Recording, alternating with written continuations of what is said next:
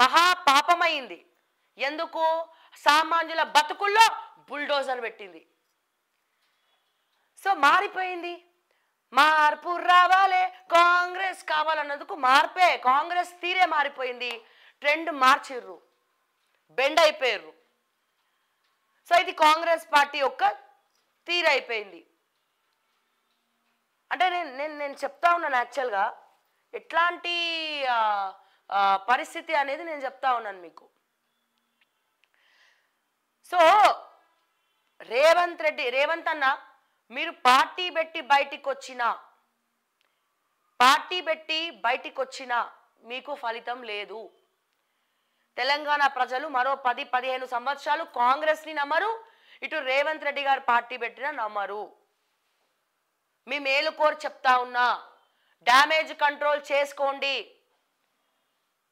చిన్న ఏజ్లా ఎంత స్పీడ్గా ముఖ్యమంత్రి అయినరో అంతే స్పీడ్గా మా తెలంగాణ ప్రజలు మళ్ళా తొక్కేస్తారు పాతాళంలోకి.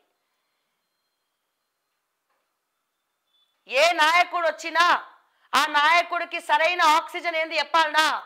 Public pulse. సరైన పల్స్ ఏంటి? సరైన ఆక్సిజన్ ఏంటి లీడర్కి? ప్రజలు. ఆ ఆక్సిజన్ అని నొద్దనుకున్నాక, ఆ ఆక్సిజన్ అని లేకపోతే రాజకీయ సన్యాసం పుచ్చుకోవడమే. ఇంత చిన్న కాంగ్రెస్లో ఇంత చిన్న లీడర్ ముఖ్యమంత్రి అయ్యిండు. చిన్న అంటే మరి అంత చిన్నేం కాదు, 50+ ఉంటాయి. ఓకే, ఇంత అంటే ఈ ఏజ్లో ముఖ్యమంత్రి అయ్యిండు. మొట్టమొదటిసారి నక్క తొక్కొచ్చిండు, అదృష్టవంతుడు రేవంత్ రెడ్డి అని అనుకునే లోపల వచ్చినటువంటి బంగారపు అవకాశాన్ని చేతుల నాశనం చేసుకుంటున్నారు. అది మీ కుటుంబ సభ్యుల వలన, మీ అన్నదమ్ముల వలన, లేకపోతే మీరే అట్లా లైట్ తీసుకున్నారా? ఎవరికి అర్థం కావట్లేదు అసలు. సో ఏం చేసినా మీ రాజకీయ భవిష్యత్తును రేవంత్ రెడ్డి అంటే మా ప్రజలు భయపడేటట్టు చేస్తున్నారు మీరు. మళ్ళా చెప్తున్నా, బీఆర్ఎస్ అయినా, బీజేపీ అయినా, కాంగ్రెస్ అయినా, ఏ లీడర్ అయినా, ఏ క్యాడర్ అయినా, ఇండిపెండెంట్ అయినా ప్రజల మధ్యలో తిరిగే వాడే అసలైన లీడర్. ఆ రాజకీయ నాయకుడికి అసలైన ఆక్సిజన్ మా పబ్లికే, మా ప్రజలే. ఆ ఆక్సిజన్ లేకపోతే మీ రాజకీయం ఉండదు. మీరు డబ్బులు సంపాదించాలన్నా, సంపాదించకుండా పాతాళంలోకి పోవాలన్నా మా ప్రజలే మొదటి స్థానంలో ఉంటారు, గుర్తుపెట్టుకోండి. వాళ్ళని ఎప్పుడైతే మీరు వదిలేస్తారో వాళ్ళు కూడా మిమ్మల్ని వదిలేస్తారు. చూస్తారు, ఎప్పుడో అప్పుడు కొడతారు. ఇక కొట్టడం అంటే కొట్టడం కాదు, ఓట్ల రూపంలో కొట్టడం. ఓకే, సో నేను చెప్తా ఉన్నా, దయచేసి రేవంత్ రెడ్డి గారి మేలు కోరి చెప్తా ఉన్నా, మీ తీరు మార్చుకుంటారా? ఏం చేస్తాం? చెప్పడం తప్ప ఏమని చేస్తామా? కత్తులు కట్టారు పట్టుకొని రాలేము. ఇంకా ఉల్టా మీరన్నా వచ్చి మర్డర్లు చేపిస్తారేమో వాడికి వీడికి సుపారీలు ఇచ్చి. ఏంది మేము ఉన్నట్టు మాట్లాడుతుంది, ఊరంతా శత్రువులే ఉన్నట్టు, ఏ క్షణంలో ఓడొచ్చి చంపేస్తాడో తెలియదు నన్ను అయితే. బట్ చంపలేదా వేరే రాష్ట్రంలో మా జర్నలిస్ట్ని? ఉన్నట్టు మాట్లాడుతున్నందుకు చంపేసి ట్యాంకులో పడేసిరు. ఆ కేసు ఏమైంది? ఒక యూట్యూబర్ని. సో నేను చెప్పేది ఏంటంటే, మీ మేలు కోరి చెప్తున్నాం, నువ్వు ఏం చేయకుంటే సోషల్ మీడియా కూడా ఏం చేయలేదు. పెట్టుకున్నావు కదా 300 మందిని. డెక్కన్ క్రానికల్ సంబంధించినటువంటి ఒక కీలక వ్యక్తిని తీసుకొచ్చి గచ్చిబౌలి కొండాపూర్ దగ్గర ఒక ఆఫీస్ పెట్టేసి అక్కడ ఒక 300 మందిని రిక్రూట్ చేసుకొని ఒక 3 నెలలు అయింది, ఒక 3 months అయింది అండి రిక్రూట్ చేసుకొని సపరేట్ ఒక బెటాలియన్ నడుపుతున్నాడు రేవంత్ రెడ్డి గారు. తెలుసా మీకు ఎవరికన్నా? సునీల్ కనుగోలు కూడా కాదు, ఇప్పుడు రేవంత్ రెడ్డి టీం సపరేట్గా. ఇప్పుడు ఇన్ని రోజులు కాంగ్రెస్ పార్టీ యొక్క సోషల్ మీడియా వింగ్ ఉండేది. అంటే కాంగ్రెస్ పార్టీకి సంబంధించినటువంటి సోషల్ మీడియా పనిచేయడము, వాళ్ళకి సంబంధించినటువంటి ఆఫీసులు ఉండేవి. కానీ ఇప్పుడు కేవలం రేవంత్ రెడ్డి